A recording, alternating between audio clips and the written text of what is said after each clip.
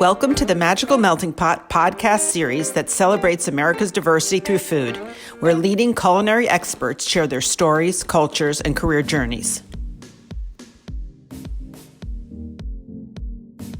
I'm very happy to have Mariana Vieira here today. She's the owner and founder of Brigadeiro Bakery in New York City. She's originally from Sao Paulo State in Brazil, and she's been introducing Brazil's most beloved baked goods to New Yorkers and other Americans, both through her website, which she founded in 2012, and through her bakery in Soho, New York. Welcome. I'm so happy to be speaking to you today. Oh, thank you for having me. This is very exciting too. Thank you. So can you explain what Brigadeiros are and why they're so popular in Brazil? So Brigadeiros are this soft, creamy, fudgy truffles made with sweet condensed milk. And I think the reason that Brazilians, we go crazy, it's because they're simple. It's kind of a staple dessert that everybody can make at home. Or even when you're like studying abroad, is like our basic like sweet tooth necessity. I think that's why. Okay, cool. So is it like, it's like an everyday snack? Do you have special versions for holidays?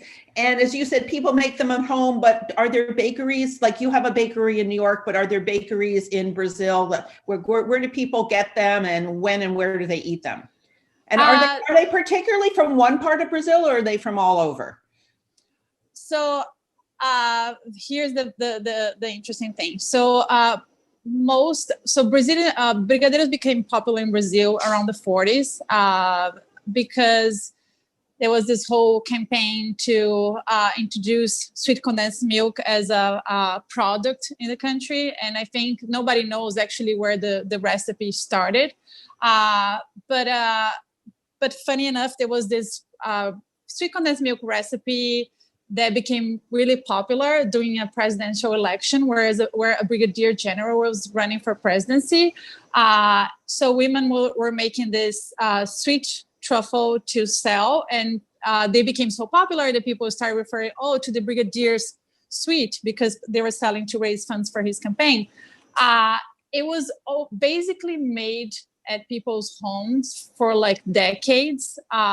You probably go to like a bakery and you probably just find like the regular kind of chocolate one, I would say until early 2000.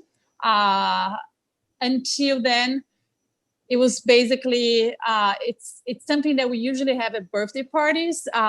When you're a kid, you grew up like having your house before the days of your birthday, having brigadeiros that we wrote together with the kids to prepare for the party.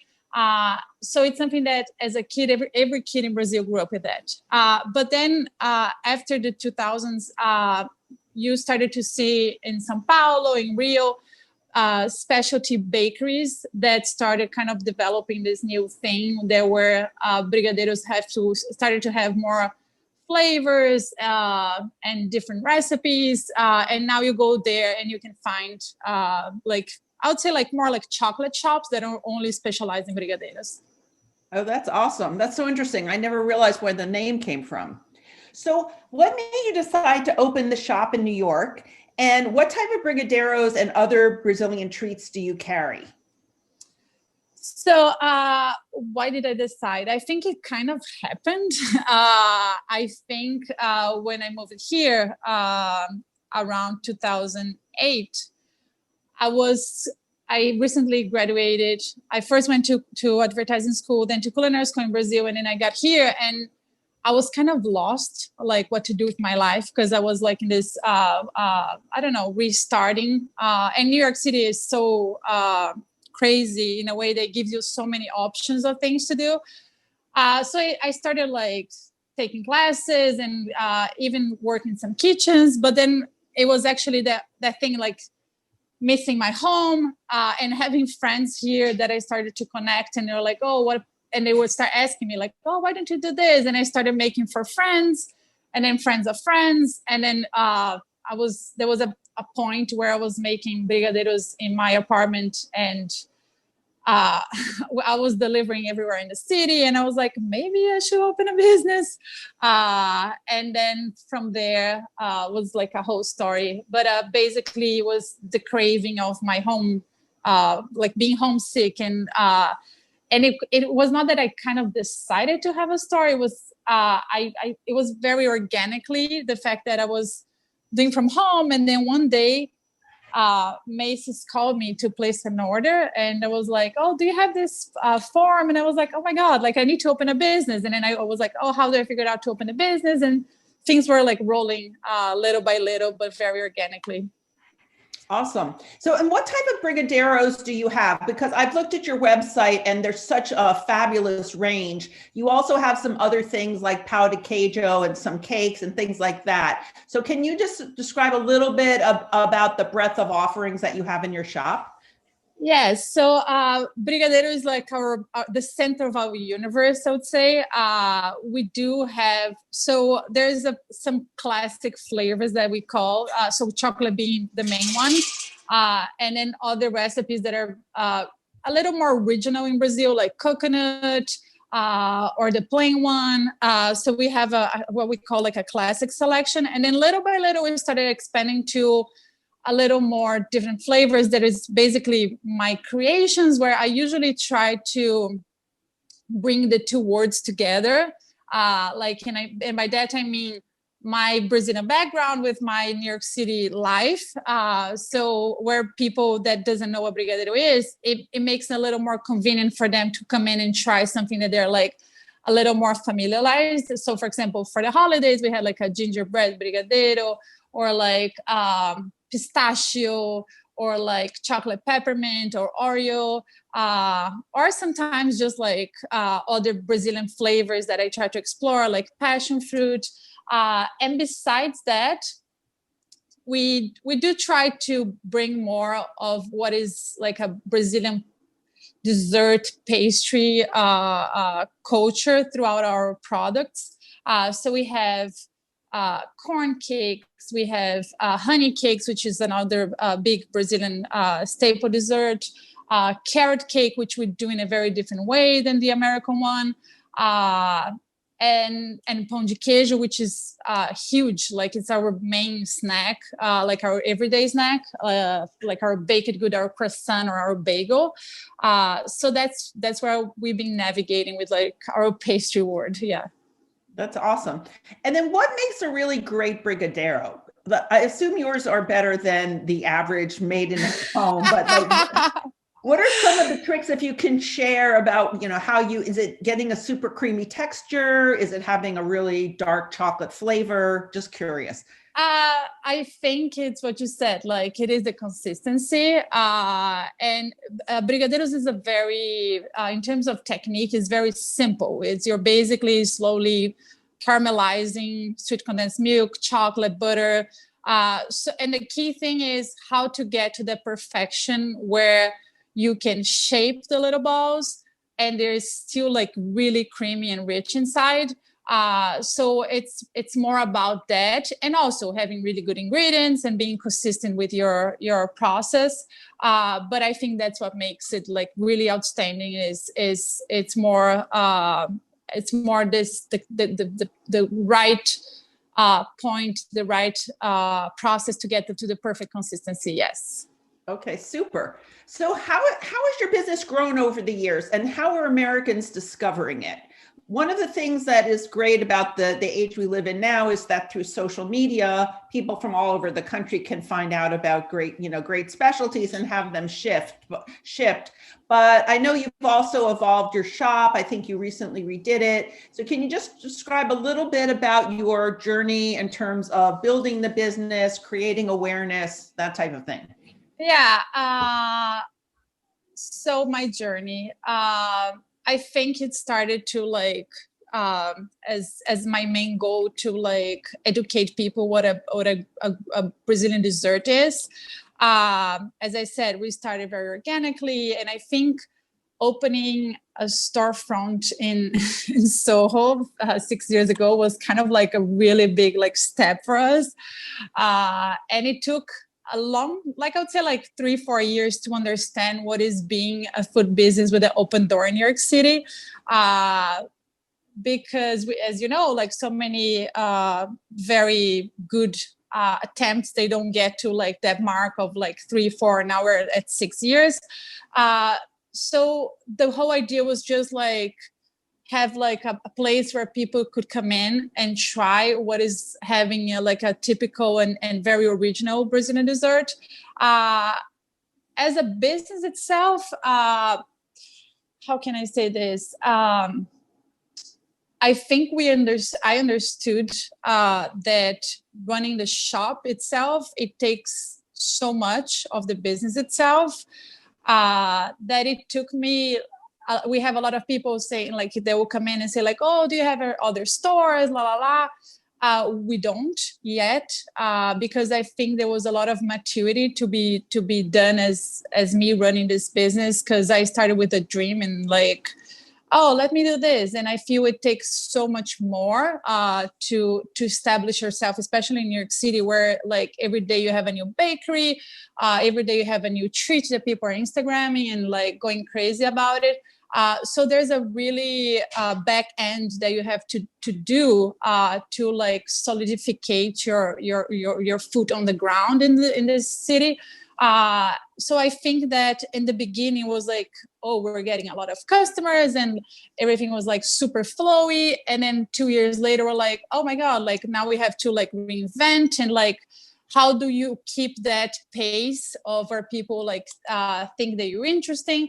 And I think it goes back to what I said of being consistent and being like, and then you have to build your team, and then you have to build your deliveries in a very steady and strong pace.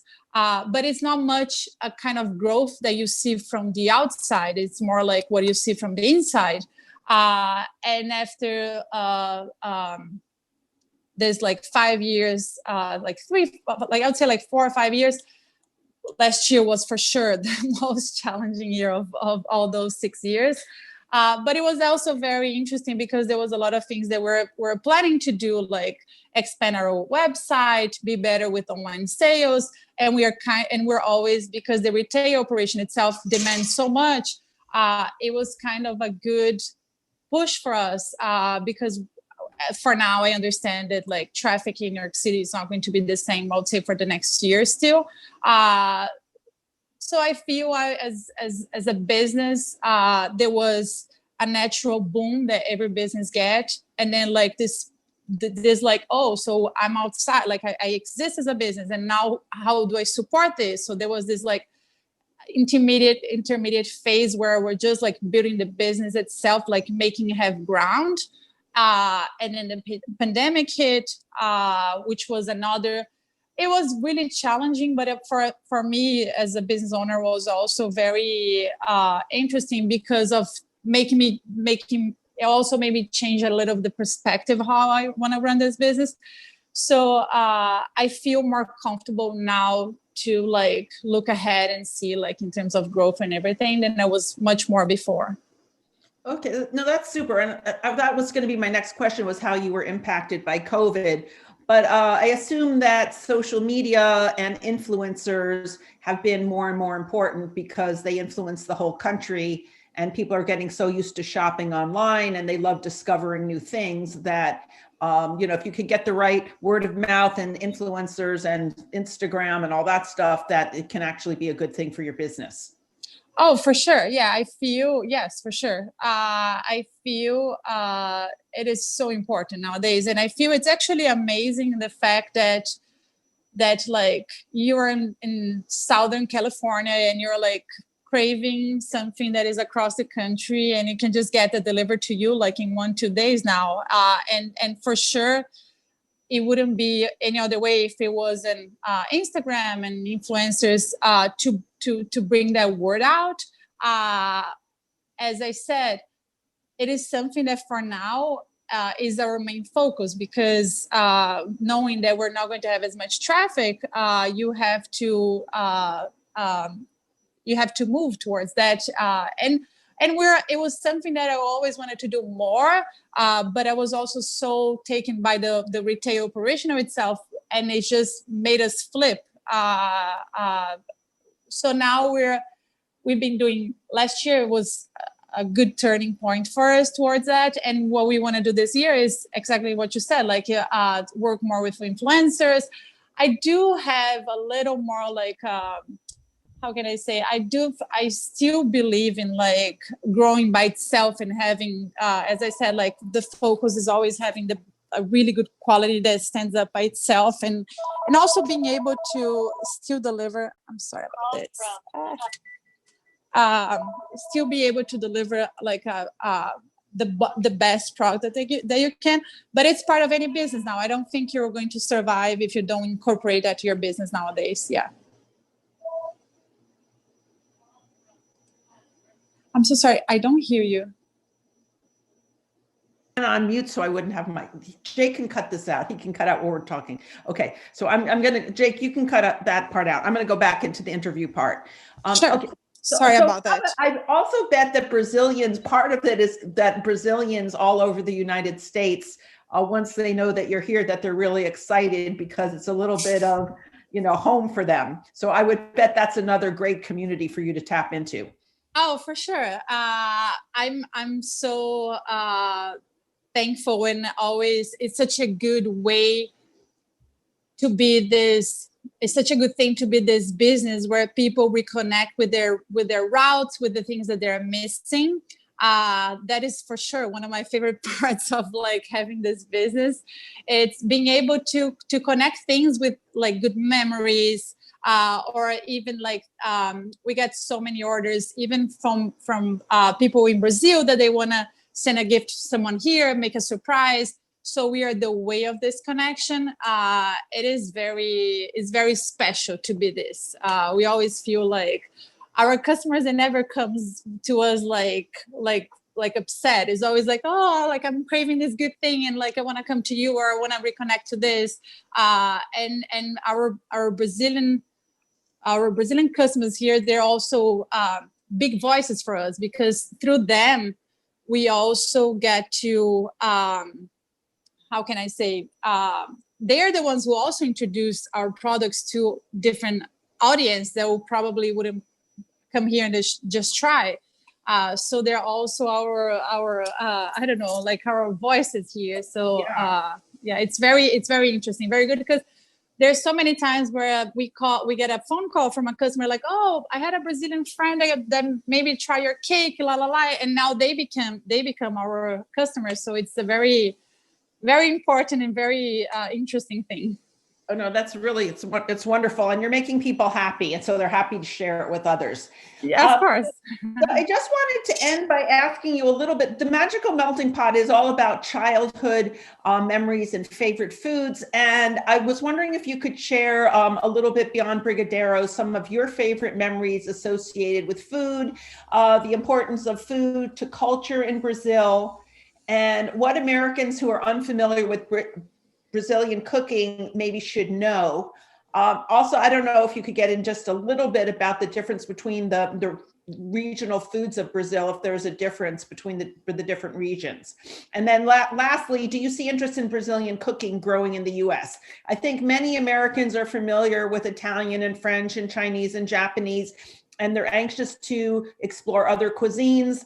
Right now with COVID, one of the ways you can kind of travel vicariously is through food and discovery in that area. So if you could just share with the audience a little bit about Brazilian food, maybe a little bit about the seasonings, the preparation methods, the spices, whatever. But for someone who's really not familiar with Brazilian cuisine, can you just share a little bit?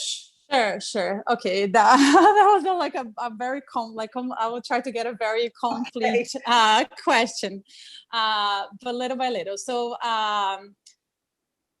myself, my favorite Brazilian food, it's probably not what I grew up eating in my house. I love like seafood, and I think Brazilian has such amazing. We have vatapá, we have moqueca, which is all like this. I didn't grow up by the water, so it's mostly the food that you find in the north of Brazil.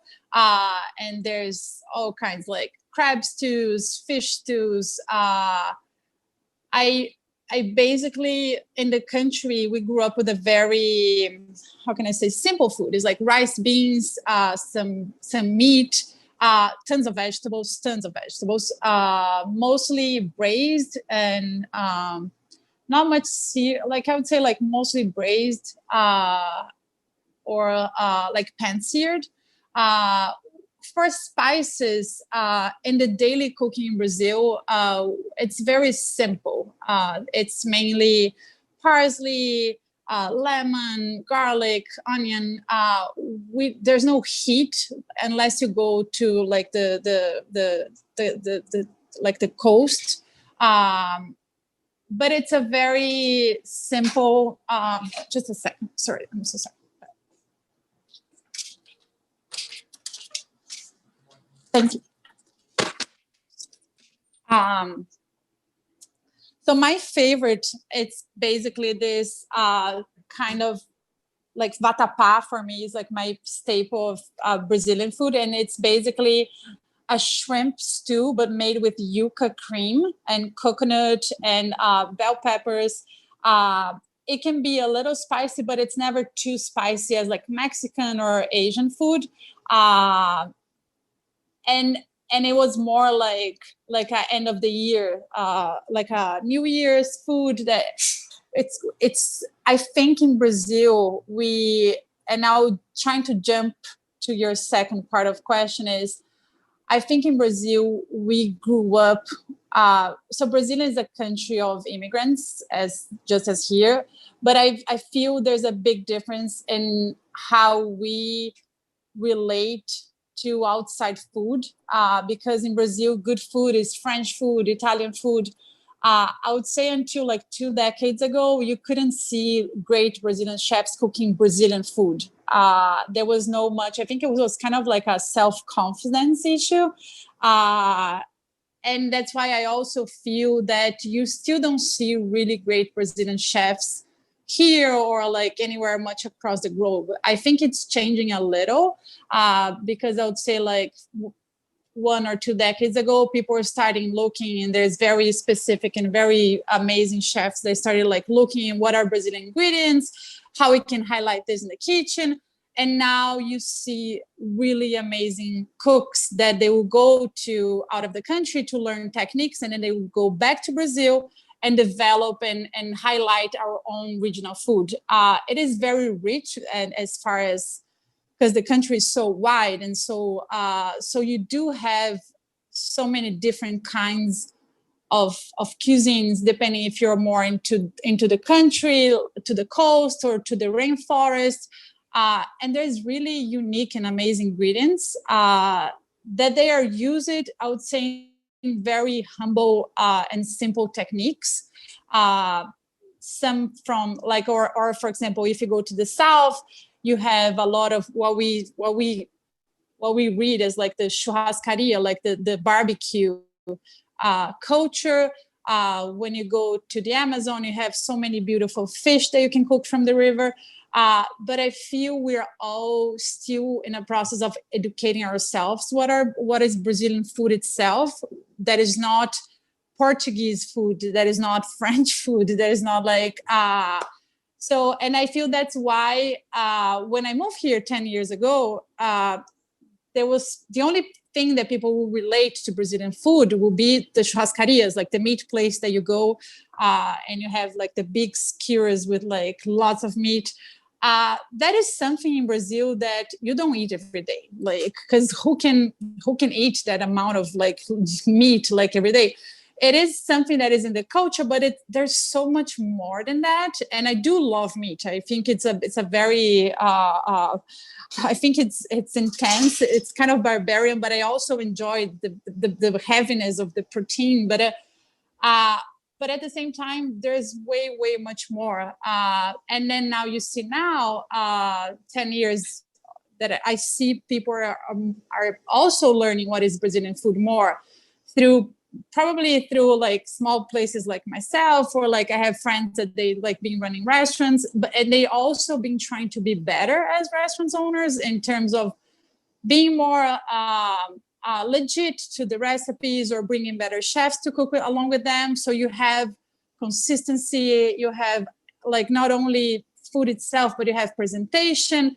So it makes the food look more interesting than I would say before, where the only place that you could get like some reasonable Brazilian food would probably be some places in Queens or some places on 46th Street. So I feel it's changing, but it's changing because we Brazilians are changing into looking to our own food and say like, oh, this is amazing. Like, and I do wish that becomes a thing, because it's such a amazing country with like amazing ingredients, really fresh techniques, really simple but also accessible to do. And I just came back from Brazil, and every time that I go, I'm like, oh my God, how well we eat in this country. Like, because we didn't grow up like processing food.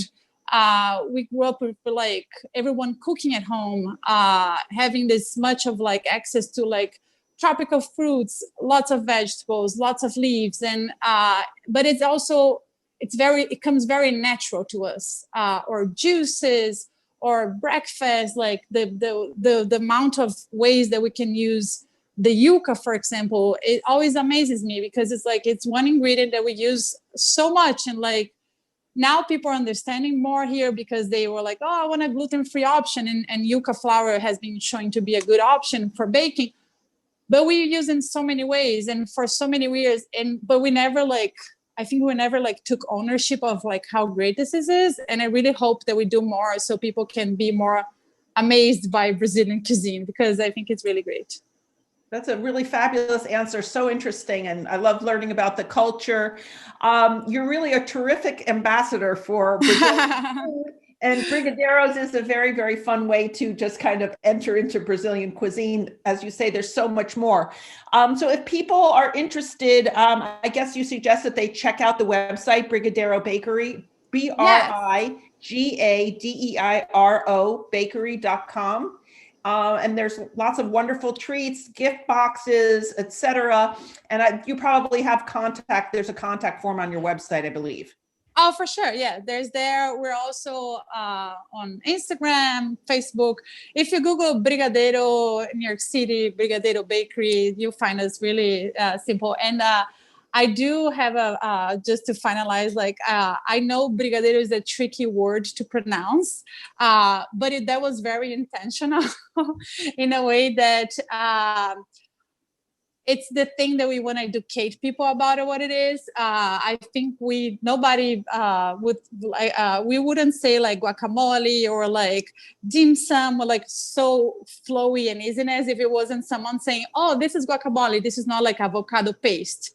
So I usually say that we will love Brigadeiro before we can even pronounce it, because I understand it's a tricky word to pronounce. But that's how we learn things, like by exercising the things that are like a little different from us. And that's the goal of us, like to make it more accessible and like be part of the conversation too. Okay, well, terrific. This is really wonderful. Actually, I can't wait to try all the flavors. Yes. I looked at the website and they look amazing. I think I'm going to order. I'm going to bring you some. I know we're not too far, but I'm going to bring you some. Oh, that's very nice. I actually think when the weather gets a little warmer, I'm going to bicycle into Soho to check out the shop. So yes. Thank you so much for your time. And, I think this is really enriching for everybody who's listening. So thank you again. Bye-bye. Oh, thank you. Thank you. Bye. Thanks for the opportunity.